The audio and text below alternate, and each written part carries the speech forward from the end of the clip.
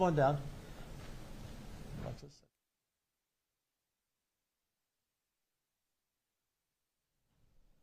Were some of you in the hearing room to hear the testimony? Okay. So thank you for coming. You know, we pass a lot of legislation, a lot of important legislation in every session. There's a focus on school choice. There's a focus on cutting property taxes and fortifying the grid and addressing water and affordable housing.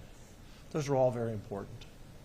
But there's nothing more important than the safety of our citizens. There's nothing more important than pushing back when courts release dangerous felons onto the streets to kill again. There's nothing more important than the families that stand behind us and the children that they have lost. And these are not isolated cases.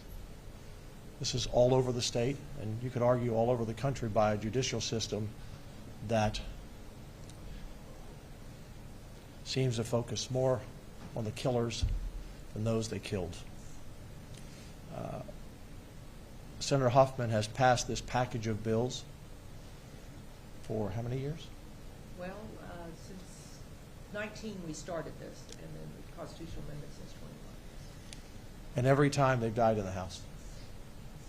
That's just the facts. Democrats, particularly Democrats from Harris County, have been some of the biggest obstacles. You may not know this, but Andy Kahn testified earlier. He keeps track of everyone who's killed and who killed them and if they are out on bail. And I had to step out, so I didn't hear the final number, but it's well over 100. Harris County is the only one that keeps track of that. One of the bills we will also pass is to make sure every county above a certain size keeps those records, so we know, because we know anecdotally it's happening in other big counties around the state. I'm pleased, for the first time since I've been lieutenant governor, just 10 years, that the Speaker of the House has sat down and listened to their stories. When we left the hearing, we walked across to the Speaker's office, and we've been there for the last half hour. I appreciate Speaker Dustin Burrows. As he said, the best way I learn is to hear personal stories. I believe we have a commitment from the Texas House and from the Speaker to pass this bail bond package.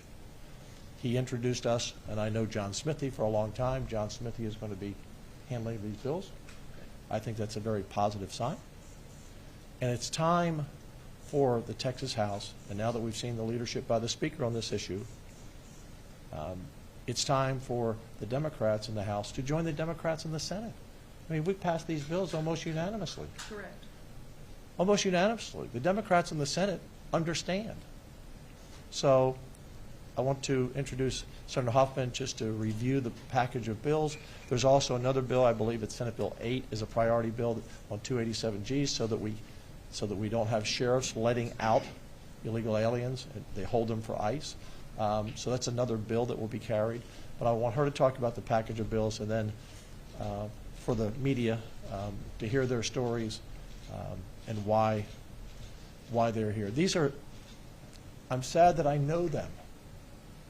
I wouldn't know them if they had not lost children to killers who should have never been on the street, and who were let out as soon as, in 24 hours after they took the life of their family members.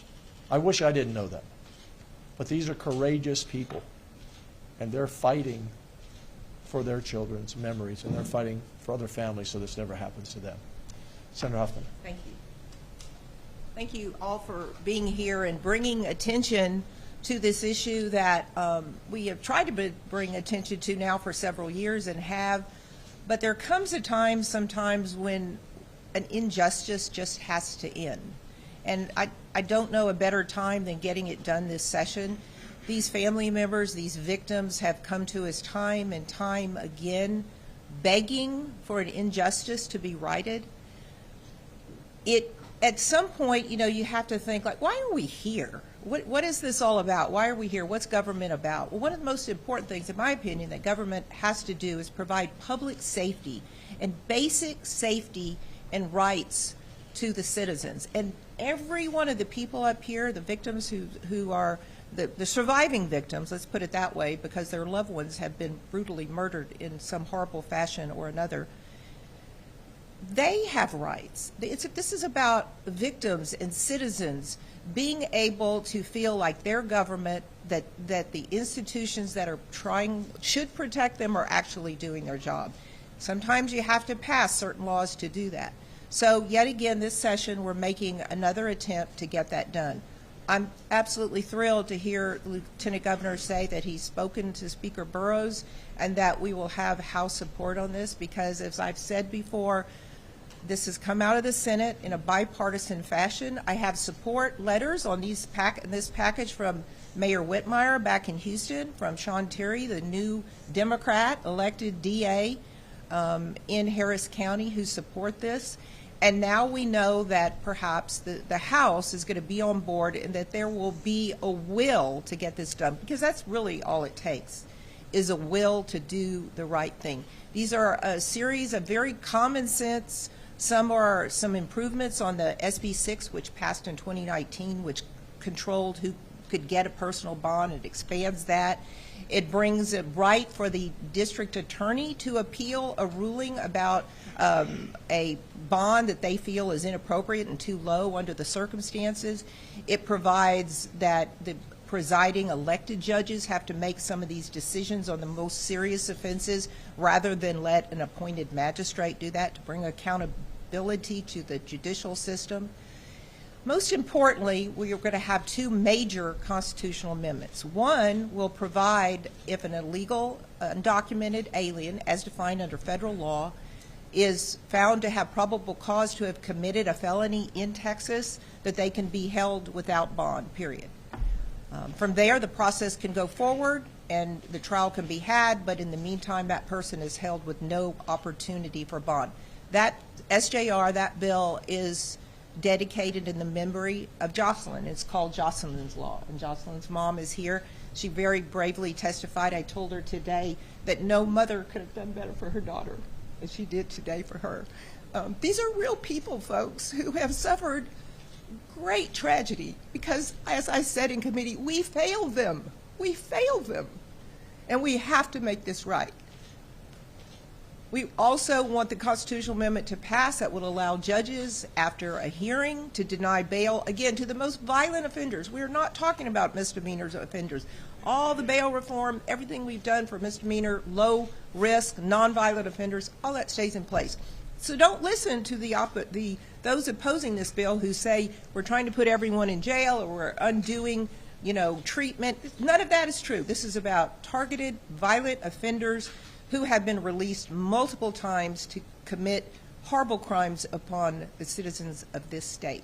And I'll say that Andy Kahn, who's here, I see he's joined us from Crime Stoppers in Houston, has kept really good records of what has gone on. Since January of 21, when we passed this out of the Senate, prior to that, and we tried to get this done, 162 people have been murdered in Harris County by individuals who were out on one or more bonds. Now, just chew on that fact for a while, folks, and imagine it was your family member, your relative, someone you knew or loved, your neighbor, who had been needlessly killed because of a lack of the government, of us, of the legislature, taking care of you and what's best for you.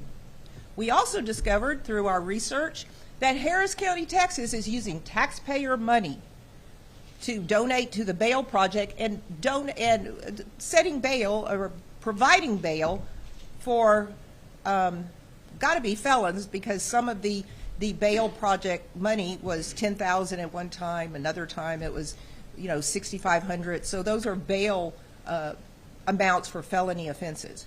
So we're going to put an end to taxpayer funded bailing out criminals using the same money that's supposed to be used for prosecutors and police, law enforcement, and for protecting our victims.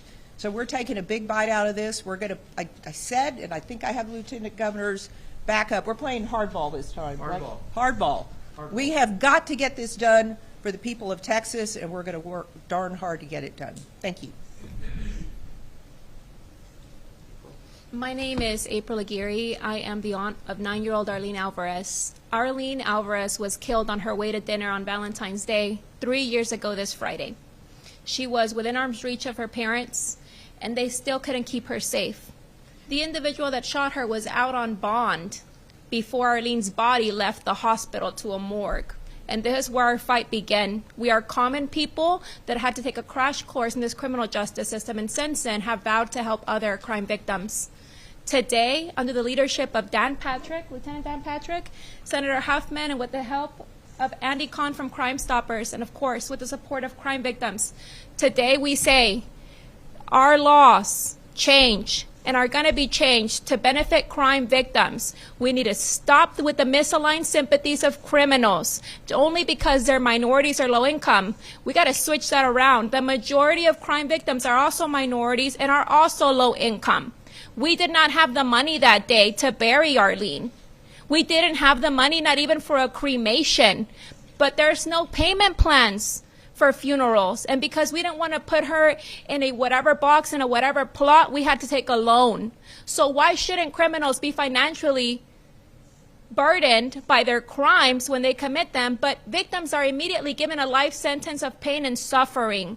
Today we say no more. Today we say our criminal justice system is going to work for crime victims.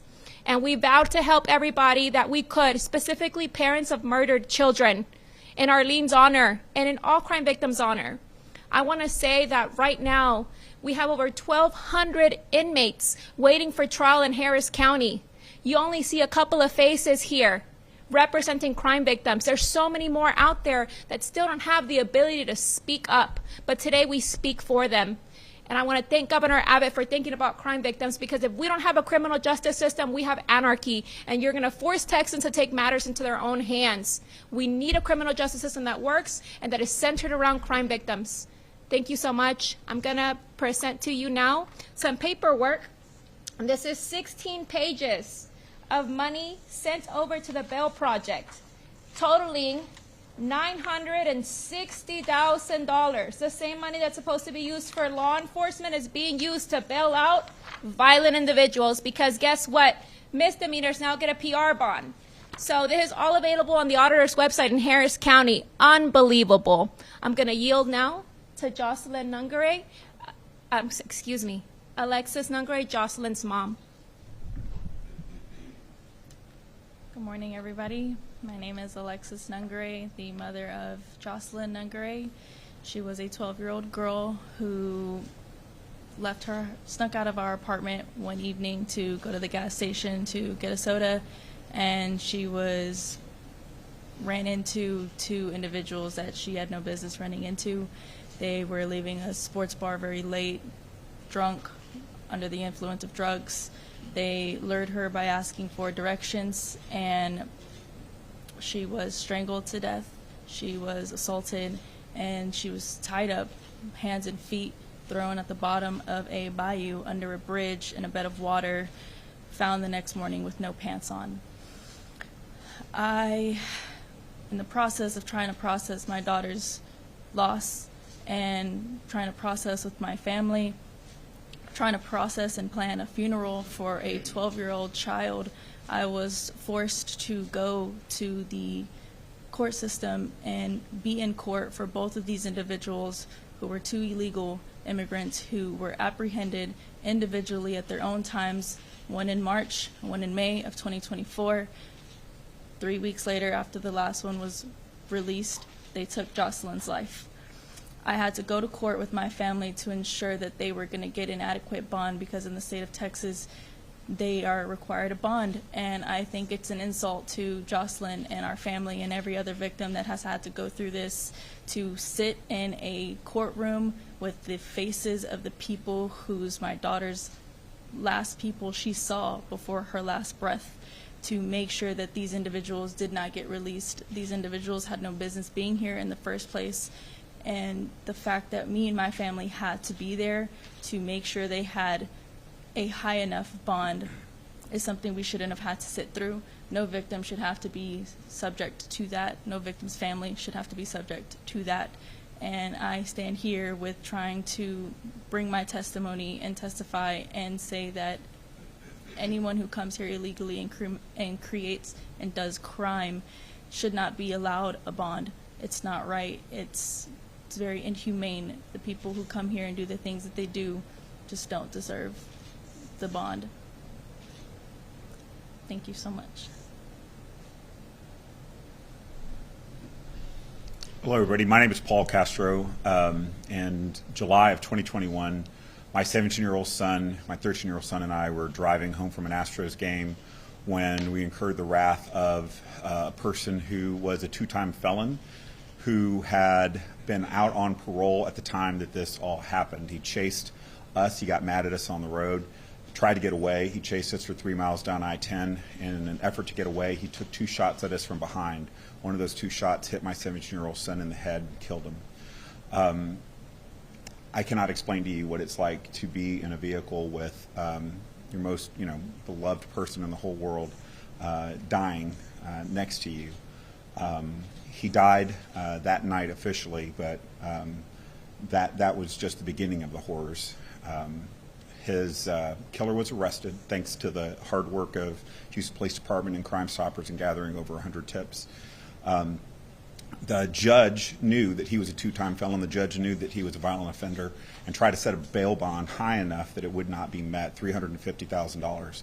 Unfortunately, because of a loophole in the system, he was able to get out barely a month after he was arrested. The time he was let out, because of a glitch in the system, he didn't even have an ankle monitor attached to him that first weekend. He was able to roam free. I cannot express to you the amount of fear and terror I had also, this deep, deep desire to see something changed. Mr. Williams was out for a year and a half awaiting trial. And in that time, he actually broke his bail bond violation a couple times. And because of the lax system in Harris County, we weren't even notified till 3 weeks after the event. The system's broken. The fact that this person who was a known violent offender was able to achieve a bond at all, and the fact that in order to have stopped it, we would have had to have had my 13-year-old son testify as to what happened that night in 60-day intervals for perhaps as long as 4 years. It would have been a year and a half. Simply unacceptable. The bills that are being placed forward by Senator Huffman, being supported by our Lieutenant Governor and Governor, should be nonpartisan. There's nothing partisan about asking our judges to hold people accountable when they do horrible things. There's nothing that should be partisan around keeping our community safe. And I call upon especially the Texas representatives in the House who are from Harris County to stand with us. There's, again, no reason for this to be anything other than that.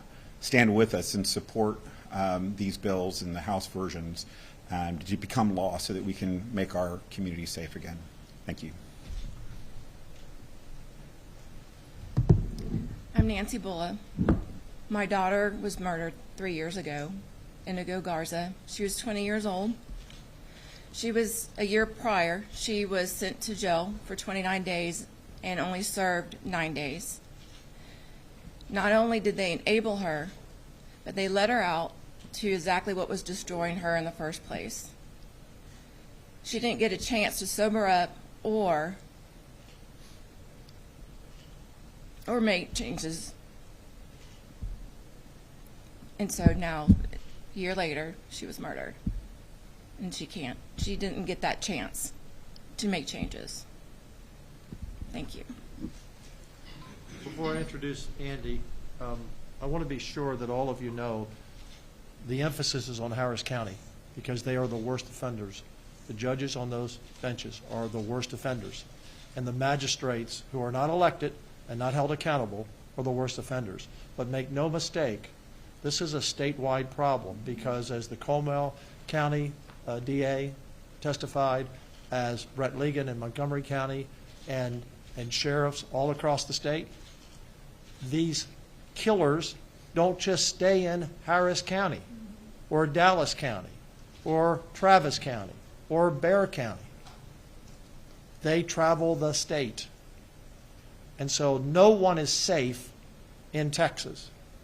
If we have people arrested and put in jail for the murder of someone or the rape of someone or a child sex offender, and if a judge in a big county lets them out, they can go to a small county, and your family and your children and your loved ones are in danger. Andy Kahn? Thank you, Lieutenant Governor Patrick, Senator Huffman. My name is Andy Kahn. I'm Director of Victim Services for Crime Stoppers of Houston, and I have the dubious honor of knowing everybody here under the worst possible scenario you can well imagine. I've been a victim advocate for over 30 years. I was out of the mayor's office for 18 years, Houston Police Department, and am now running Crime Stoppers Victim Services as well. In 2020, Crime Stoppers started noticing a trend of defendants charged with murder in Harris County that were out on multiple felony bonds or a PR bond, and as an organization, we decided we were going to take a deep dive into this issue, and going on 5 years, we're still taking a deep dive into this issue. Crime Stoppers in Houston is the only entity in this state that is actually keeping track of defendants who've been released on bond who are then charged with murder. I documented over 200 cases from 2019 through 2023 of defendants who were on multiple felony bonds. It's more than one felony bond, or they were on a personal recognizance, get out of jail free card, that were actually charged with murder. This week we documented 162 cases of defendants who are on bond that are now charged with murder since 2021 of Harris County.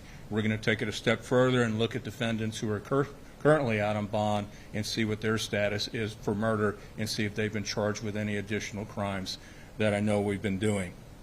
One of the things that we noticed in this long journey that we've come here is on a constitutional amendment to give judges discretion. From a personal perspective and an organization perspective, there is absolutely no downside in allowing judges discretion. It's not a mandate. And I'm sure most of the judges in this state would say we would love to have discretion. In Joselyn's case, everybody was outraged when a cash bond was given. How could that happen? It's capital murder. Well, guess what? The judge had no choice. He had to grant a cash bond. My best guess, perhaps, if the judge had a choice, which is what the constitutional amendment would be, there would be no bond. This is at least our third, perhaps even fourth attempt at this. I'm hoping the third time's the charm. It's time to allow Texas voters to decide. That's all we're asking. The Senate, thankfully and gratefully, has passed this out repeatedly. For whatever reasons are beyond my comprehension, I have no idea why. It simply defies logic. It has not come out of the House. This should be about as nonpartisan bill as you can. Crime victims don't decide, hey, I'm a Democrat, I'm a Republican. They are all of us at all times. We are asking the House to allow this to come out and let the voters decide. Let the voters decide, is this a good bill or a bad bill? Don't be the ones deciding for the voters. Texas voters deserve to have the opportunity. We have seen multiple defendants get out on capital murder bond. We had a defendant who was on a $150,000 bond for capital murder that was now charged with another capital murder, and that was 71-year-old grandmother Martha Medina, who was simply getting breakfast out of McDonald's when she was killed by a defendant out on capital murder. We had the first that I've never seen in my career. We had one defendant who was on 2 capital murder bonds in 2 different counties. That's absolutely absurd. He was on bond for capital murder in Harris County, then he was charged with another capital murder in Galveston County and posted bond. He was out on bonds posting $1,650,000 because he also was on bond for aggravated robbery in Fort Bend County.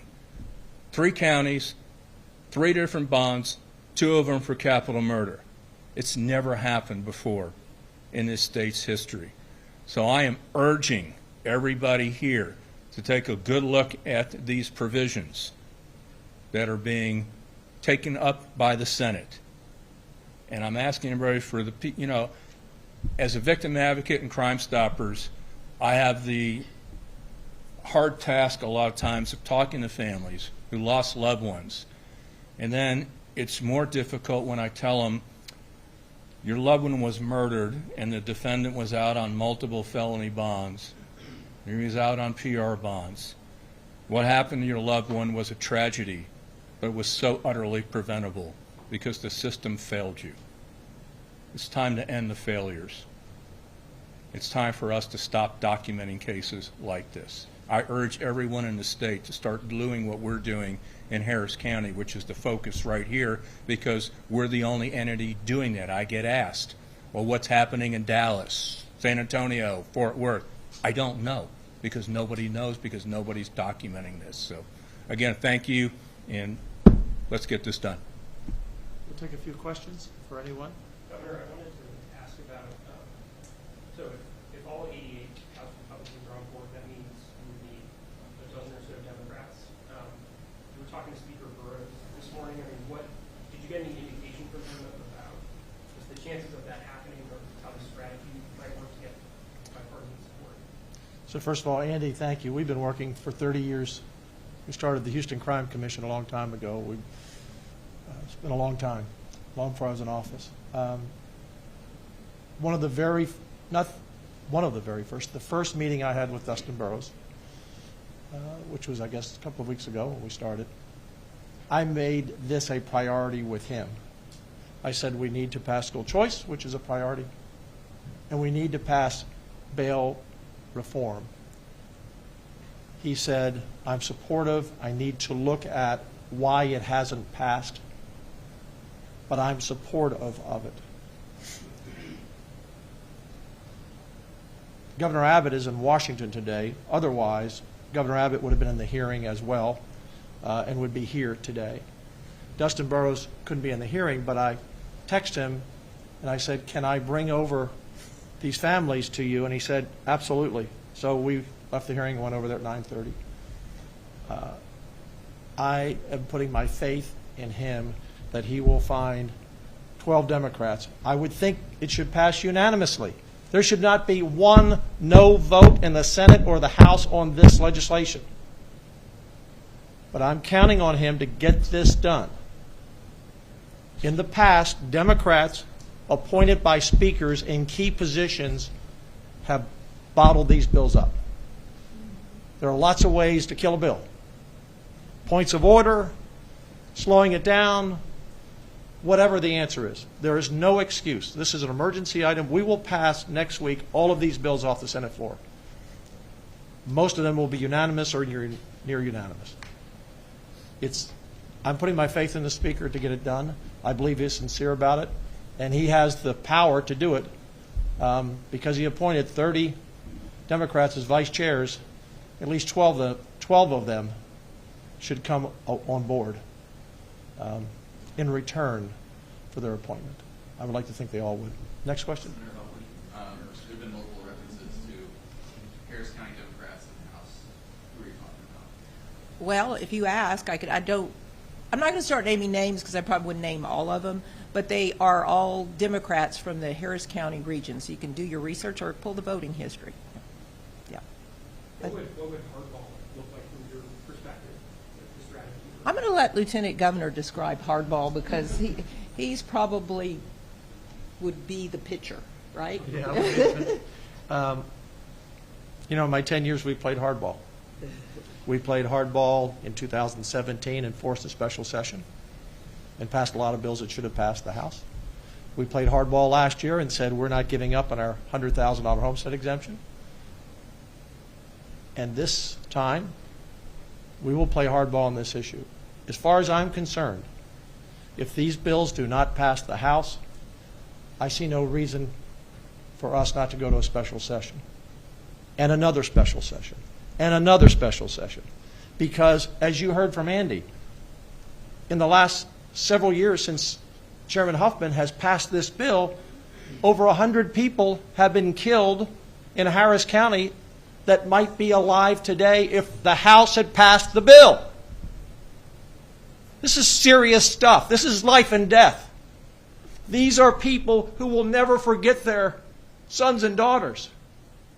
So whatever it takes, we will not leave here until these bills pass the House. Period. If it takes 2 years, we'll keep coming back. That's hardball, in case you're wondering. Tell us more about your conversation with the county leaders, sharing with anyone else. I have not talked to county leaders. Governor, can we go back to the conversation with Speaker Burrows? Yes. I think there was a little bit of a sliver of a feeling that we may have even come in this morning thinking you were going to be critical of the House for not passing this legislation. I remember even last session at one point you had said you hadn't spoken to the then Speaker of the House pretty much the entire session until it was April or May. And now it sounds like you kind of just walked into Speaker Burrows' office and had this discussion with him. Can you talk a little bit more about the relationship as you see moving forward? Sure. Look, I may have disagreed and did disagree about the process, but he's the Speaker. And my job is to get things done. So my job is to work with the Speaker. And that's what we're doing. Dustin is the smartest guy over there. He is. Very accomplished. And I've worked with him on a number of bills since he came in. He came in 2015 when I became Lieutenant Governor. So he was kind of the right-hand man for both Dennis Bonnen and Dade Phelan. So we've had a working relationship, a respectful relationship. And we've met on the first day of session. I believe it was the first day or second day. And then we had breakfast. You know, the previous Speaker, I'm not going to, that's yesterday, but we didn't have a conversation for 2 years. For 2 years. I've already had a meeting with him. We've already had breakfast, which the governor characterizes the best substantial breakfast we've ever had to talk about issues. It wasn't just happy talk over, ham and eggs. And we've talked since then, I think twice. And then I communicated with him and said, I know you're busy, but can I bring these witnesses over? I asked him that last week. He said, absolutely. And so this morning, once we knew the time set and everything was set, I texted him this morning while I was in the hearing and said, I can bring them over at 9:30. Are you free? And he said, absolutely. So we have started out on a good path. But at the end of the day, the only thing that counts is when session is over, which bills pass and which bills don't. I'll do everything I can to help the Speaker have success. Any other questions? Well, thank you all for being here. Thank the families again. Their stories are just a small piece of the suffering of many people in this state. And we're going to get this done. Thank you all very much. Thank you. Thank you.